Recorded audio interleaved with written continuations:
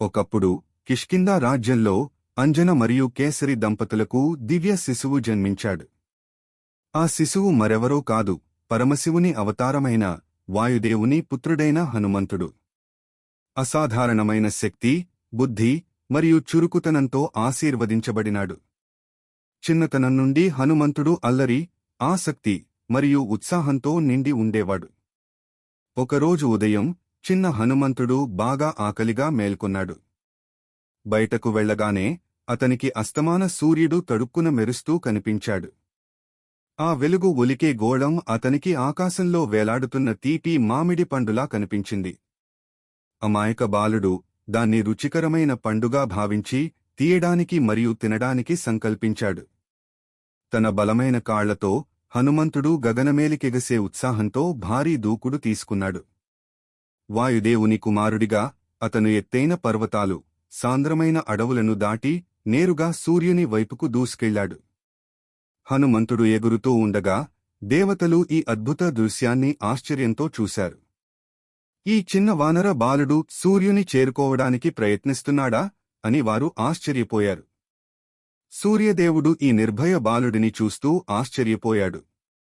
కాని ఇంద్రుడు, దేవతల అధిపతి, స్వర్గలోక సింహాసనం మీద కూర్చొని ఈ సంఘటనను గమనించాడు. అతను ఆందోళనకు గురయ్యాడు.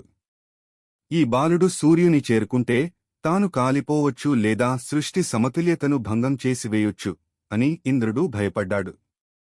హనుమంతుడు సూర్యునికి దగ్గరగా వెళ్లే కొద్దీ అతని ముఖం ఆనందంతో మెరుస్తూ చేతులు చాచి మామిడి పండు తీయడానికి ప్రయత్నించాడు. అయితే ఇంద్రుడు భయంతో తన శక్తిమంతమైన వజ్రాయుధాన్ని హనుమంతుని మీదకు విసిరాడు. ఆ వజ్రం హనుమంతుని గండస్థలంపై, చెంపపై బలంగా తాకింది. అనిర్వచనీయమైన నొప్పితో హనుమంతుడు కేకవేస్తూ అపస్మారక స్థితిలోకి వెళ్లిపోయాడు. చిన్న పిల్లవాడి శరీరం ఆకాశం నుండి కిందికి పడిపోతూ భూమిని ఆశ్రయించసాగింది. హనుమంతుడు కిందపడుతున్న సమయంలో అతని తండ్రి వాయుదేవుడు ఈ దారుణాన్ని గమనించాడు. అతడు భయంకరమైన కోపంతో మండిపడ్డాడు. వాయుదేవుడు తన బాధను, కోపాన్ని భరించలేక ప్రపంచంలోని గాలిని ఆపివేశాడు. గాలి లేకుండా ప్రపంచమంతా నిశ్చలంగా మారింది. నదులు ప్రవహించడం ఆపేశాయి, చెట్లు ఊగడం నిలిచిపోయాయి, అన్ని జీవులు ఊపిరాడక కొట్టుమిట్టాడాయి. దేవతలు, ఋషులు, మనుష్యులందరూ ఆతంకానికి గురయ్యారు. సృష్టి సంతులనం బాగా దెబ్బతిన్నది. వాయుదేవుని కోపం వల్ల ప్రపంచం అతలాకుతలమవుతున్నది అని గ్రహించిన బ్రహ్మ, విష్ణు మరియు ఇతర దేవతలు అతన్ని ప్రశాంతం చేసేందుకు వచ్చారు. బ్రహ్మదేవుడు స్వయంగా హనుమంతుడిని తన చేతుల్లోకి తీసుకుని తన దివ్య స్పర్శతో అతన్ని మళ్లీ సజీవుడిని చేశాడు. తమ తప్పును గ్రహించిన ఇంద్రుడు మరియు ఇతర దేవతలు హనుమంతుడికి మహాబలమైన వరాలు అనుగ్రహించారు. ఇంద్రుడు హనుమంతుడికి తన వజ్రాయుధం ప్రభావం ఉండదని మరియు అతని శరీరం మరింత బలంగా మారుతుందని వరమిచ్చాడు. సూర్యదేవుడు అద్భుతమైన జ్ఞానం మరియు బుద్ధిని ప్రసాదించాడు. వరుణుడు, నీటి దేవుడు, నీటిలో మునగక అది తనకు హానికరంగా మారకుండా వరమిచ్చాడు. అగ్నిదేవుడు, అగ్ని హాని కలిగించలేనని వరమిచ్చాడు.